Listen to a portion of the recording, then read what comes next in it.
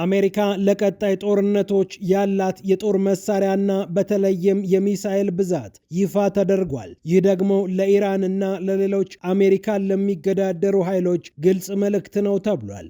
የኢራኑ ጦርነት የአሜሪካ ሚሳኤሎችን ምን ያህል እንዳሟጠጠ የገለጸው የምርመራ ሪፖርት ፔንታገንን አጣብቂኝ ውስጥ የሚጥል ነው ተብሏል። ይህ እንዳለ ሆኖ የአሜሪካው ፕሬዝዳንት ዶናልድ ትራምፕ ኢራን በደንብ ትመታለች እያሉ እየዛቱ ይገኛሉ።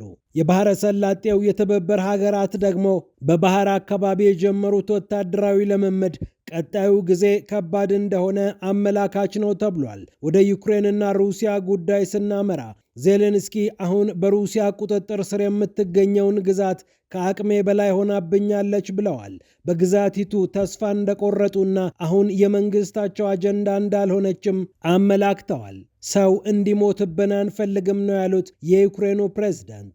ጉዳዩን በስፋት እንመለከተዋለን። የሩሲያው የውጭ ጉዳይ ሚኒስትር ሰርጌይ ላቭሮቭ ደግሞ እየገፉን ነው ብለዋል።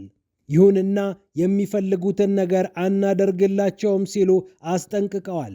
ኔቶ ያቀረበውን ሐሳብ በድጋሚ ውድቅ አድርጋለች ሩሲያ።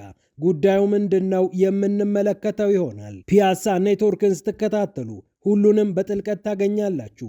ፒያሳ ኔትወርክን ሰብስክራይብ፣ ላይክ እና ሼር በማድረግ የፈጣን የተአማኒና የጥልቅ ዘገባዎች ቤተሰቡን ስንል በአክብሮት እንጋብዛለን። ብስራት ከፈለኝ ነኝ። አሁን ወደ ጉዳዮቻችን አለፍን።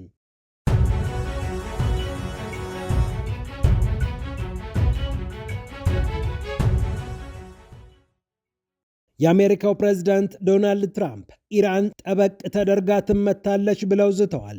በዮርዳኖስ በሚገኘው የአሜሪካ የጦር ቤዞች ላይ የተኮሰችው ኢራን ከትራምፕ ማስጠንቀቂያ ደርሷታል። ለሚዲያ የማይሆኑ ቃላትን ጭምር ያዘለው የትራምፕ ማስጠንቀቂያ በኢራን ላይ ከዚህ በኋላ ጥቃት እንደሚመጣ ያረጋገጠ ሆኗል። የአሜሪካው ፕሬዝዳንት ካለፈው አርብ ጀምሮ በኢራን ላይ የጀመሩትን ተከታታይ ወታደራዊ ዘመቻ ጋብ ቢያደርጉም ኢራን ግን ለምን ይቅርብን ብላ ጥቃቱን ጀምረዋለች። ሳውዲ አረቢያን ጭምር አስከትላ በኢራቅ የፈጸመችው ጥቃትም የኢራቅ ኃይሎችን አስቆጥቷል። የባህረ ሰላጤው ሀገራት ደግሞ ሰብሰብ ብለው ወታደራዊ ልምምድ ማድረጋቸውን አልጀዚራ ዘግቧል። የባህረ ሰላጤው የትብብር ካውንስል ጂሲሲ እየተባለ የሚጠራው ተቋም በጋራ ወታደራዊ ልምምድ እያደረገ እንደሚገኝ አመላክቷል። የጥምር ኃይሉ አዛዥ ሌተናንት ጀነራል ዲያብ ቢን ሳቀር አልኑዌሚ የባህሬን ጋሻ በሚል የተጠራው ልምምድ እስከ ነገ እንደሚቀጥልና በአጠቃላይ 3 ቀናትን የሚቆይ እንደሆነ አረጋግጠዋል። የግዳጅ ዝግጁነትን፣ በጋራ ማቀድን፣ በጋራ መዋጋትን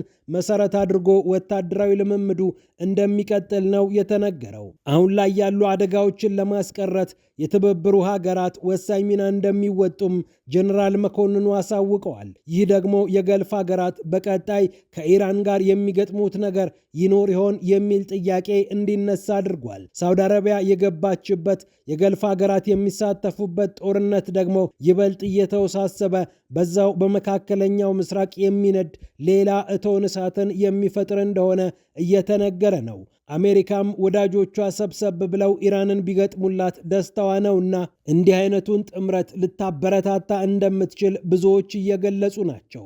ይህ እንደተጠበቀ ሆኖ የአሜሪካው ፕሬዝዳንት ዶናልድ ትራምፕ የአሜሪካ የጦር መሳሪያዎች አልተሟጠጡም፣ አሁንም የትኛውንም ግዳጅ ለመከወን ዝግጁ ናቸው ቢሉም ሰብሰብ ብለው ባለሙያዎች የጻፉት አንድ ሪፖርት ግን ሌላ ነገር አለ እያለ ነው። የዓለም አቀፉ የስትራቴጂክ ጥናት ማዕከል ባልደረቦች ይዘው የወጧቸው ቁጥሮች ብዙዎችን ያስደነገጡ ናቸው።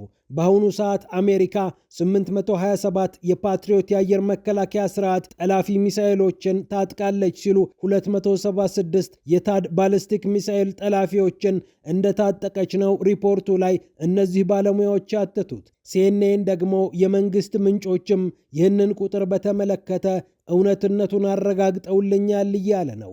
ተቀራራቢ ነው፣ በእኛም በነሱ በኩል የተጠራው ቁጥር ሲል ሲኤንኤን ዘግቧል። በአስገራሚ ሁኔታ ከጦርነቱ በፊት ግን አሜሪካ 2200 የሚሆኑ የፓትሪዮት የሚሳኤል ጠላፊዎችን በእጁ አስገብታ ነበር። 452 የታድ ሚሳኤሎችም ነበሯት። በመቶዎች የሚቆጠሩ የታድ ሚሳኤሎችን፣ በሺዎች የሚቆጠሩ የፓትሪዮት ኢንተርሴፕተር ሚሳኤሎችን በኢራን ጦርነት ምክንያት ያጣችው አሜሪካ ቀጣዩ ጊዜ ከባድ ሊሆንባት እንደሚችል እየተገለጸ ይገኛል። በተለይ ከጠላት የሚተኮሱ ባሊስቲክ ሚሳይሎችን ለመቋቋም እነዚህ ጠላፊ ሚሳይሎች ብርቱ ሚና ይጫወታሉ ሲል ዘገባው ጠቁሟል።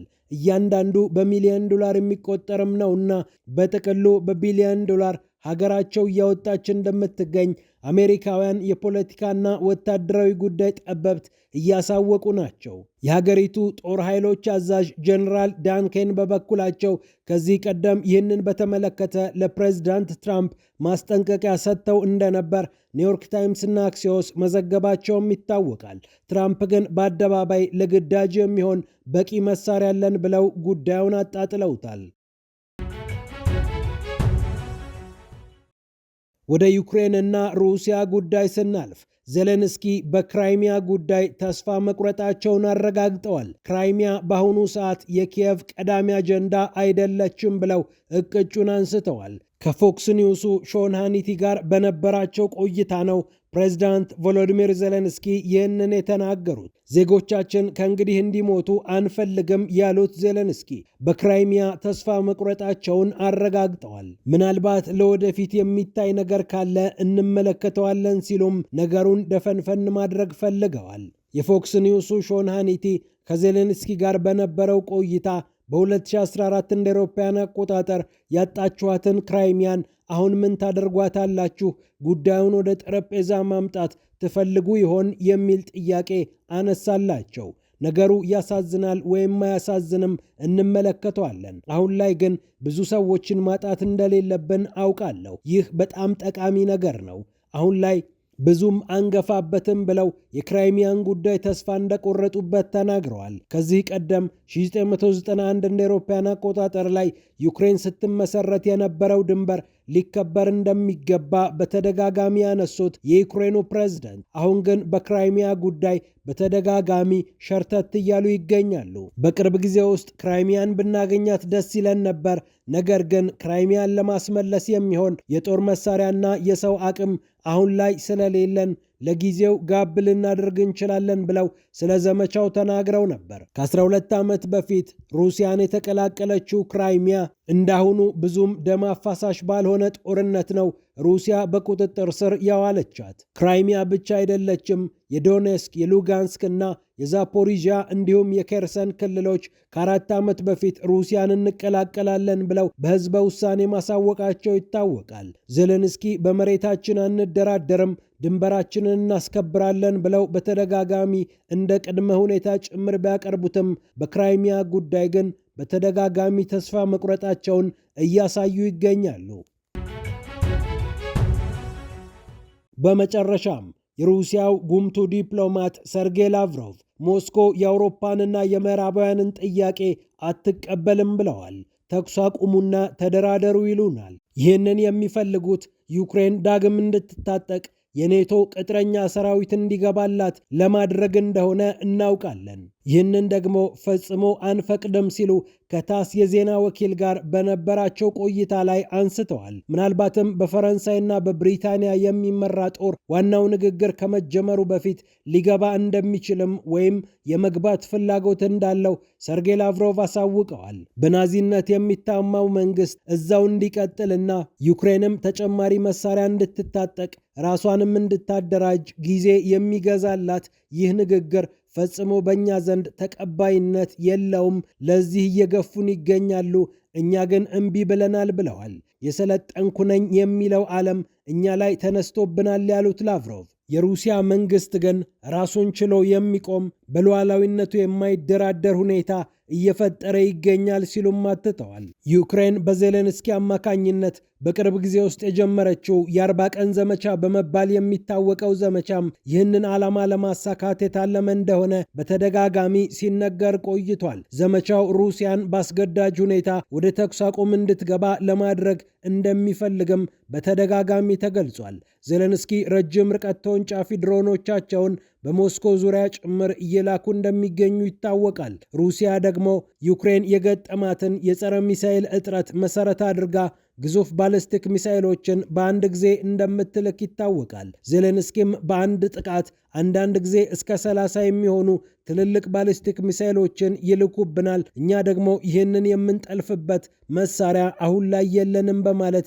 ኔቶና አሜሪካ በፍጥነት እንዲደርሱላቸው እየወተወቱ ይገኛሉ። ፒያሳ ኔትወርክን ስትከታተሉ ስለቆያችሁ ክብረት ይስጥልን ብለናል። ፒያሳ ኔትወርክን ሰብስክራይብ፣ ላይክ እና ሼር በማድረግ የፈጣን የተአማኒና የጥልቅ ዘገባዎች ቤተሰብ ሁኑ ስንል በአክብሮት እንጋብዛለን። ብስራት ከፈለኝ ነበርኩ። ሰላም ለዓለማችን።